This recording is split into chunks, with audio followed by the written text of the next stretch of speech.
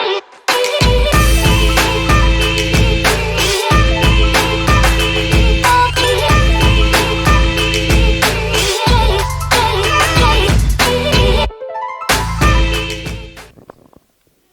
is Lewis Hart for Boxing Social in association with Empire Fight Store and William Hill. Delighted today to be joined at the Edge Gym with Will Jones.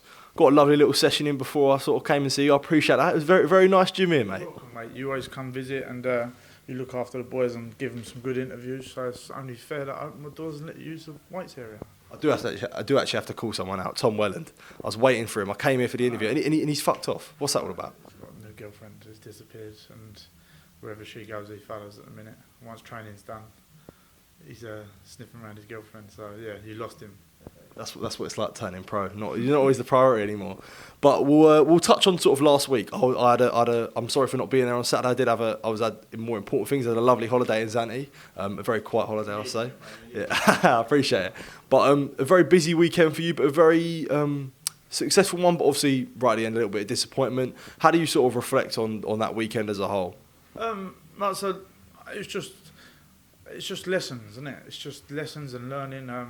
It's like, listen, Jarrell got the stoppage he needed to put that, the debut, on his debut, he fought the same guy, clashed heads, called a draw, absolutely gutting, but then got the stoppage he needed in spectacular fashion to wipe that slate clean. Thomas Galbraith, after a tough camp mentally for him, a lot of problems outside, performed to everything, listened to everything, performed fantastic, so can't knock him for that. He'll have a break and then come back. And then, listen, Jordan, it's all experience with Jordan, not enough experience to know how to weather the storm a bit properly, but this is all learning for all of us, not just Jordan, it's learning for me too, his manager, everyone. Jordan will be back. I definitely think going down the lighter weight is going to be better for him, and it will be back, and he'll get some titles again, I'm sorry.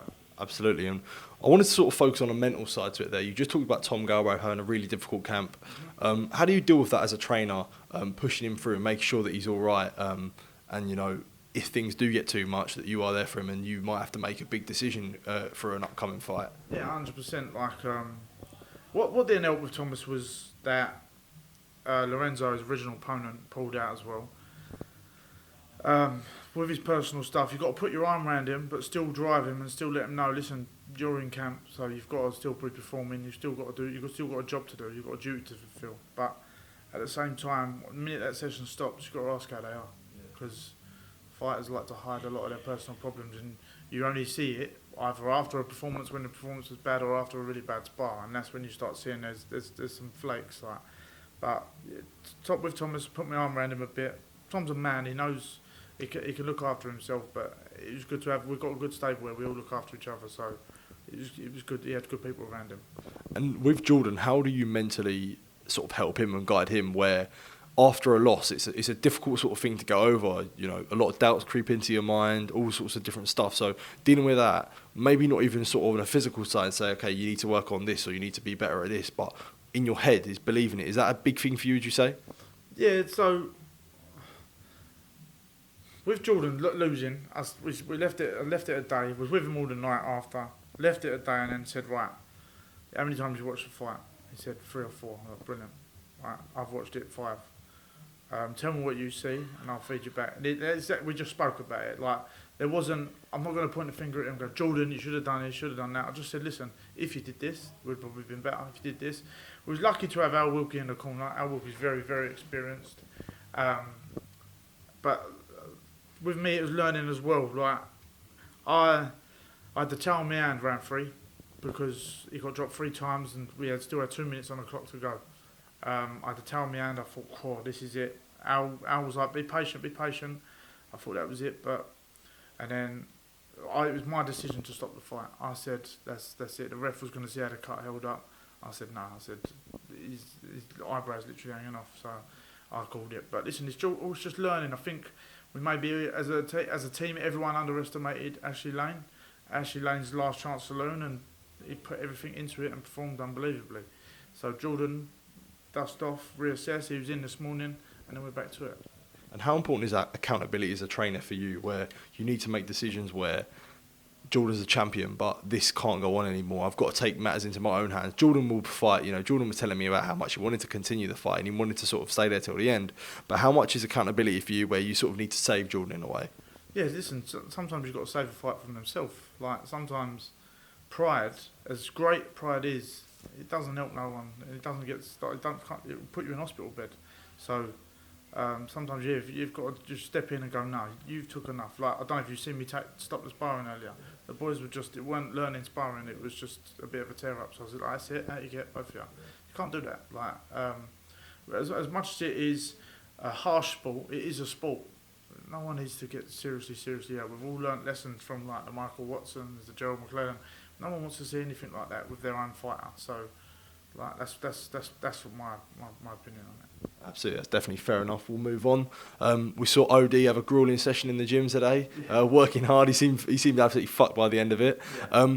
But the situation still remains sort of a bit unclear with him. A little bit more clear now, but on the verge of a world title shot. How important is it now that sort of waiting for that date to come and then firing on all cylinders? And he was saying to me, he was like, you know what, I don't even need a camp to get fit now. I'm ready to go. Yeah, do you know what? Ohara is fit. This has been my priority. Keep Ohara fit because knowing what they're going to do, listen, it's no secret that Roddy doesn't really want to fight Ohara. So knowing what they're going to do, they're going to just going to come out and know, right, here's the date, there you go, and we're going to have a short amount of time. So there's no, camp's not a word anyway, I don't like the word camp, just be ready, be fit. Like if something could happen, you get a call up, you take it. So, yeah, we've just been in it and fit and with running and he's in good shape, very good shape. The only issue would be just get his weight down. So he'd be ready to go. So that's what my main priority. I've got to keep OD in the gym, active, and then when that date comes, let's go. And I'm pretty sure we'll get a date within the 2 weeks. And how important will that be for you? Like, I'd probably say it's probably one of your biggest fights you've sort of training someone for. How big is that for you and an experience for you to sort of go through all these things and something that you've not really experienced before? No, not a world title fight. It's massive. It's huge, but it's what I'm in the job for. It's what I've always wanted to do. It's my goal is to get a world champion. I'll be a world champion trainer. I said it years ago, like I said in the interview just now. I said it years ago. I will make OD a world champion. It's not so much me. OD's made himself in this position by doing great performances, but the preparation is key. Preparation is for everything, and I've just studied and studied and studied. I talked to other trainers. I've got no ego. I've got to learn every day. I'm still new at the game. I've been chucked in the deep end being new at the game, but it's part of it, and I've just got to grab the handlebars and go. Do you know what I mean? And having all these things that go into it for such a big fight, I was saying to Rolly, I was definitely not saying to Rolly, I was saying to OD, once you beat Rolly, you get that sort of the WBA, the black WBA belt round your waist, sort of all the experience that you've gone through, all the setbacks, especially in sort of even with yourself, having that sort of that goal that you've achieved and a big goal like that, having your first one, how special will that feel for you? It's been emotional. I'm an emotional person anyway, but it's been very emotional with Ohara. Like I've seen Ohara at the bottom, getting ridiculed, hate. I remember when I first took him on, people would say, why have you took him on? Like, is this, is that? But no one knows him. Like, you know him now. You've been around the gym with him. He's a good guy. He's a good-hearted person. Sometimes he just gets a bit lost in his words sometimes. But from the setbacks we've had to being one fight a year and then promise this, then not happen, this and then not happen, look at it now. And no one deserves it more, I don't think. I know his mouth sometimes gets away with him, but no one deserves it more than Ohara, and hopefully he gets his shot. He'll get his shot. He'll get the win, and hopefully people will just put a bit of respect on his name now. And I was saying that to him, and I said, you sort of said you took him on, where people were like, why are you taking him on? And he said something to me. He was sort of saying, he was talking to me about now he's obviously got this. Now he's number one in the WBA. Everyone wants to know him. Do you know what I mean? Obviously, a good example is Eddie Hearn, who not trying to dig out Eddie Hearn, but he's now number one in the WBA, and he's obviously a little bit more friendly with him, things like that. And I was saying about the emphasis on being there with the people who are sort of there at the start, not at the start, but where when you were nothing. And he was like the team that he's with now. He could see him staying with him for the rest of his career, and the importance of being with someone from the bottom and from when people are questioning you, and having that now where he's now the man in charge. He can call the shots. Must be a good feeling. The sort of coming from nothing to being something now. 100%. I've been there. I've been there myself a few years back. An issue, and only my real true friends and good people stayed around me. And the same has happened with ODs. Real people with him, but there's a lot of people coming out the woodwork trying to put their arms around him. But OD's not stupid. He knows who's been there and who hasn't. And it's good though. He deserves this. He deserves a bit of love because he's a good character and he's a good person. He's got a clean heart, and can't take that away from him. He may have made mistakes in the past, but he's just one of life's good people, and he'll win that title. Is there a sort of preference where you want it? Do you want to be travelling over to America? Do you want it here? Would you like to see him back by a UK promoter?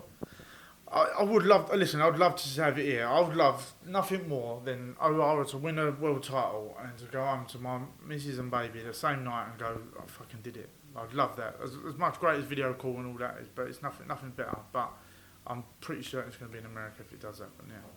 We'll also talk about Sonny Ali back out. I was talking to him now, my apparent lookalike. Yeah. But yeah, he's going to be back out on August 18th.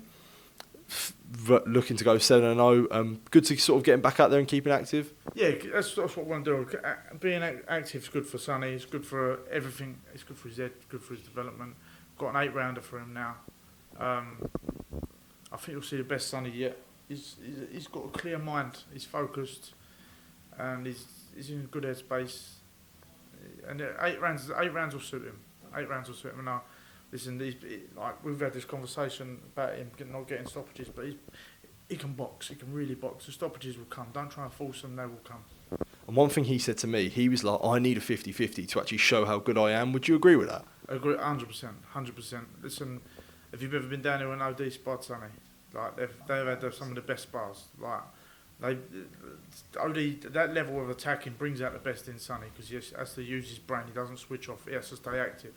Sometimes when there's a journeyman or something not doing much, he switches off a bit, and he needs that fear factor, and that's what drives him. Another thing I sort of wanted to say, just to sort of wrap this off, I see you sort of had your mics on your Instagram. We seeing a podcast potentially? Yeah, so I feel like I am a good little talker. Yeah, I feel like I am. So I've always wanted to do it. I've always been a big fan of like the Joe Rogan podcast and all stuff like that. But I like talking to people. I like getting people in and just asking them plain questions. Some I don't care about filtering it at all. So hopefully it should be starting next week. I've got a few people in line to do it with.